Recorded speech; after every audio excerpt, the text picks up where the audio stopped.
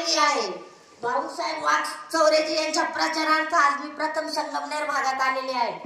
तर मला एवढंच सांगायचं आहे की आपल्याला हे महायुतीचं सरकार पहिलं काढून द्यायचं आहे। गुजरातची घुसखोरी, हे गुजरातचे लोक चले जाओ महाराष्ट्र से असं म्हणायचं आहे।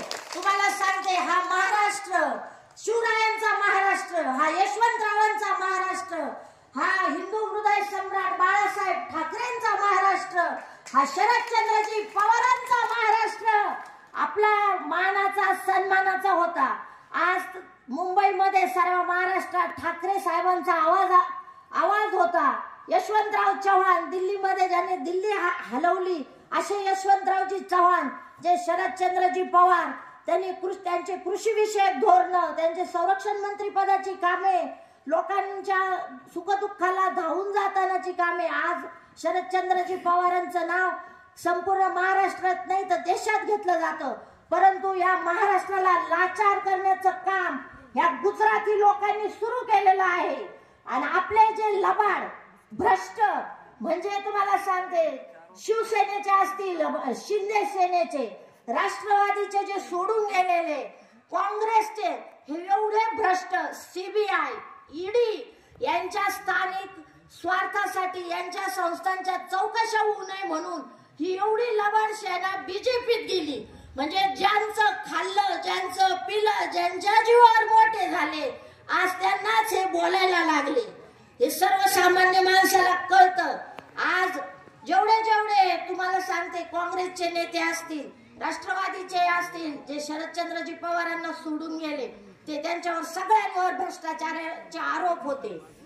किरीट सोमय्या किती बोलायचे टीव्हीवर, तुम्ही सगळ्यांनी पाहिलं। किरीट सोमय्याचं भाषण म्हणजे तुमच्यासाठी एक करमणुकीचे साधन होतं। आणि हे सगळे तिकडे गेल्यानंतर देवेंद्र फडणवीस इतके तावत मोठ्याने हे सगळं खोडून टाकण्याचा प्रयत्न करतात का हे असं वास्तव नाहीये।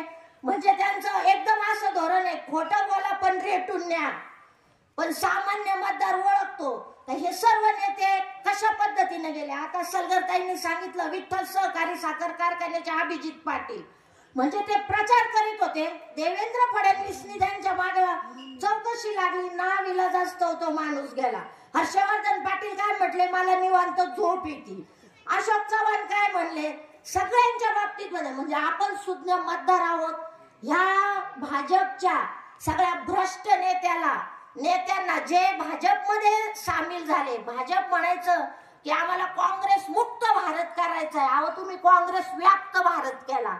सगळे काँग्रेसचे, राष्ट्रवादीचे, शिवसेनेचे भ्रष्ट तुमच्यात घेतले आणि सत्ता मिळवण्यासाठी सगळं चालू आहे। आणि आपकी बार 400 पार, आणि आम्हाला तिसऱ्यांदा मोदींना पंतप्रधान करायचं। कशासाठी करायचं पंतप्रधान? तुम्ही सत्ता कशा पद्धतीने घेतली, तुम्ही लोकांना कसं फसवलं, हा इतिहास सांगतो।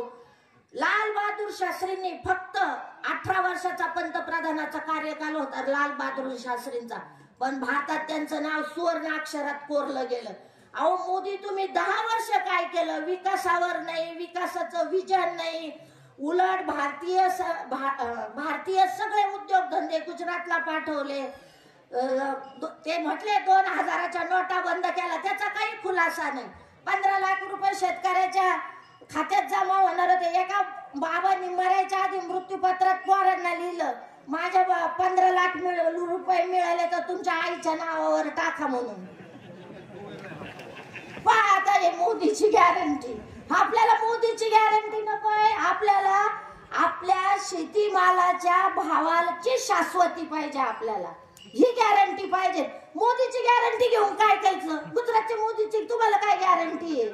तेव्हा तुम्ही सर्व जागे व्हा, महाविकास आघाडीच्या उमेदवाराला नक्कीच मतदान करा। आणि आमच्याकडे, आमच्या परिसरात ह्या विरोधी उमेदवार जो आहे त्याच्या मागे आमचे गुरु आहे। त्यांनी काय केलं हे तुम्हाला माहिती आहे। फक्त श्रेयवादाची लढाई, हुकुमशाही, दडपशाही, मी आणि मी। तेव्हा महाविकास आघाडीचा उमेदवार विजय झाला पाहिजे। भाऊसाहेब वागचौरे यांना प्रशासकीय सेवेचा अनुभव आहे, त्यांनी 10 वर्षापूर्वी सर्व कामे केली आहेत। तर सर्व शेतकऱ्यांना मी सांगते, मशाल या चिन्हाला मतदान करून बदल घडवा, भाजपला चले जाऊ भाजप, अशा पद्धतीने करून आपला महाराष्ट्राचा स्वाभिमान जगवा. जय हिंद, जय महाराष्ट्र.